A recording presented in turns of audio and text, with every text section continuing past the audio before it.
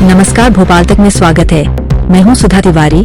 पंडित धीरेन्द्र शास्त्री को लेकर ग्वालियर के दामोदर यादव ने अमर्यादित भाषा का प्रयोग करते हुए टीका टिप्पणी की थी। शास्त्री द्वारा दिल्ली से लेकर वृंदावन तक एकता पदयात्रा निकाली जा रही है।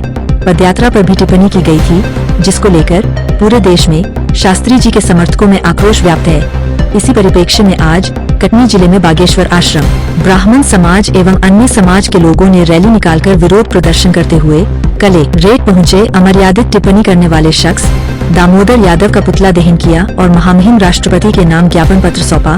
देखिए रिपोर्ट। नमस्कार, आप देख रहे हैं भोपाल तक। मैं हूं आपके साथ राकेश तिवारी।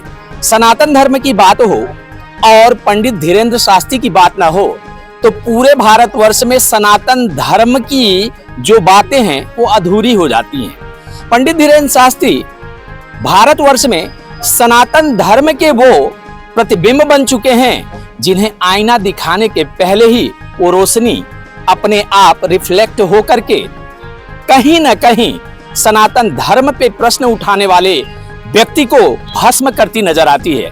आज हमारे पीछे आप जिस प्रकार से देख रहे हैं, ये सनातन धर्म के वो प्राचीर, वो परचम को लहराने के लिए जो युवा शक्ति है, ये अपने आप में ये बता रही है कि अगर सनातन धर्म को लेकर के एकता की पदयात्रा निकाली जाती है और वहां कोई व्यक्ति किसी भी प्रकार का प्रश्न खड़ा करता है तो आज उस प्रश्न के उत्तर देने के लिए कटनी बागेश्वर धाम शिष्य मंडल के माध्यम से आज हम उत्तर लेंगे इस सनातन धर्म यात्रा के ऊपर जो कटु शब्द बोले गए हैं ग्वालियर से।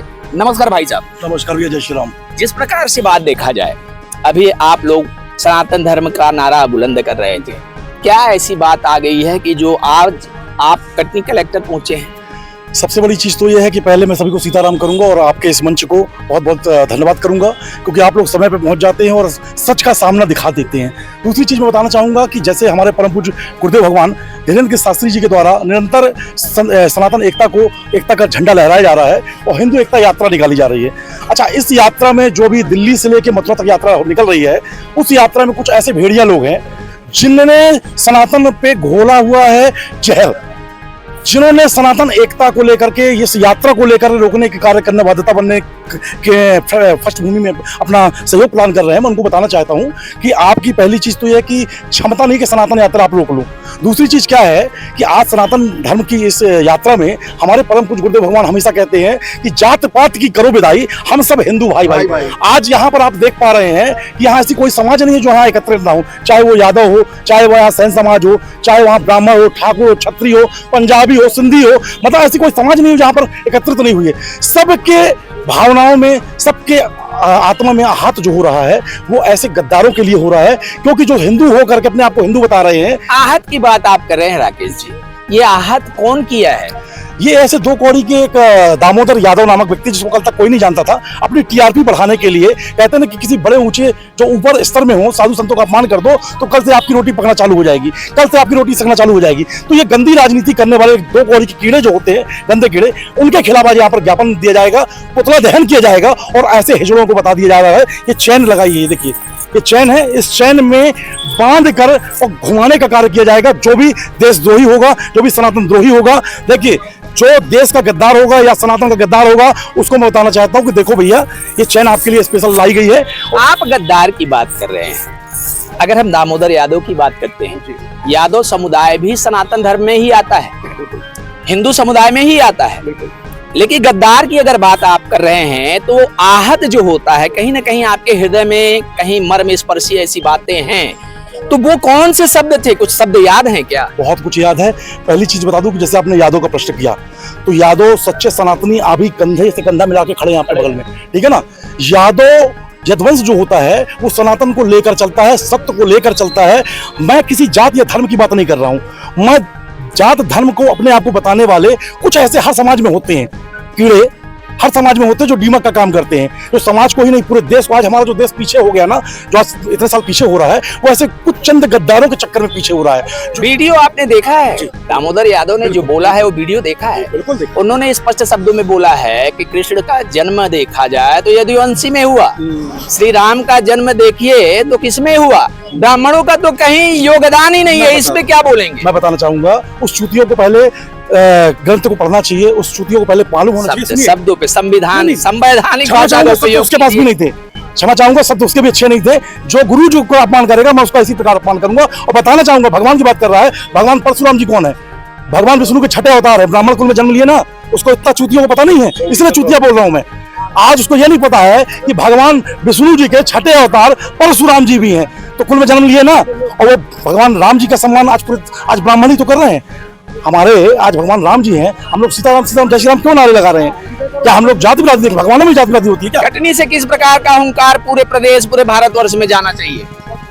देखिए, भारतवर्ष के कोने कोने में जाना चाहिए सनातन एकता का एक नारा, जो कि हमारे परम पूज्य गुरुदेव भगवान बोलते हैं कि जात पात की करो विदाई, हम सब हिंदू भाई भाई। और दो लाइन की बात और बोलना चाहूंगा कि यदि अगर हिंदू हो तो हिंदू बनना सीखो, हिंदू हो तो हिंदू दिखना सीखो, क्योंकि कंधे से ऊंची छाती नहीं होती और सनातन धर्म से बड़ी कोई जाति नहीं होती। ये जिस प्रकार का आपने देखा, ये थे ब्राह्मण समाज के जिला अध्यक्ष राकेश मिश्रा।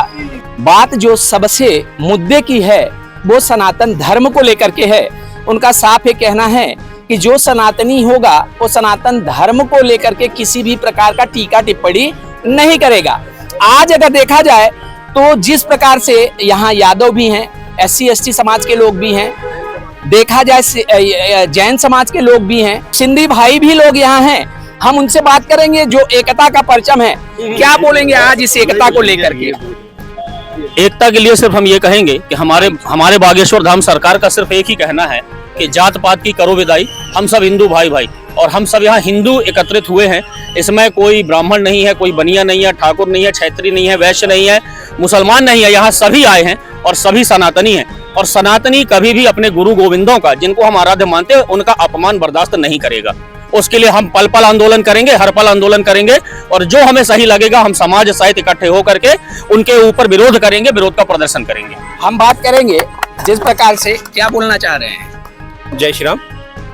आज बहुत आवश्यकता है समाज को एक करने की, देश के विकास को पथ पर जो आगे बढ़ रहा है उससे जो विरोधी लोग हैं देश के विकास को रोकना चाह रहे हैं, समय समय पर वो कुछ षड्यंत्र करते रहते हैं। इन सबको हम सभी हिंदू भाइयों को मिलके, सनातनियों को मिलके, सभी भारत देश के नागरिकों को मिलके इनका खंडन करना चाहिए। और यदि कोई जाति धर्म पर टिप्पणी करके, किसी साधु संत पर टिप्पणी करके अपमान करता है, इसका विरोध करना चाहिए। और महाराज जी तो बहुत अच्छे सिद्धांत को लेकर, बहुत अच्छे विचार को लेकर के आगे बढ़ रहे हैं। हम सभी कार्यकर्ताओं को, हिंदू समाज के सभी लोगों को महाराज जी का सहयोग करना चाहिए, जिससे जो बन सके अधिक से सहयोग करके महाराज जी के इस पवित्र विचार को आगे बढ़ाना चाहिए। दुबे जी, देखा जाए तो कहीं ना कहीं ये प्रश्न कई बार उठते भी हैं पंडित धीरेन्द्र शास्त्री को लेकर के। दामोदर ने भी जिस प्रकार से ग्वालियर में अपने वीडियो में बोला है, पर्ची वाला बाबा बोलते हैं कि पर्ची तो कोई भी निकाल सकता है, इस पे क्या कहना चाहेंगे? देखिए भैया, मुंह चलाने में तो कुछ लगता नहीं है। पूरा मीडिया, पूरा देश जो है उनको देख चुका है कि वो वैसे वाले पर्ची वाले नहीं हैं। उन्होंने सत्य करके दिखाया है, लाइव जो है टेलीकास्ट करके दिखाया है, अपने को प्रूव करके दिखाया है।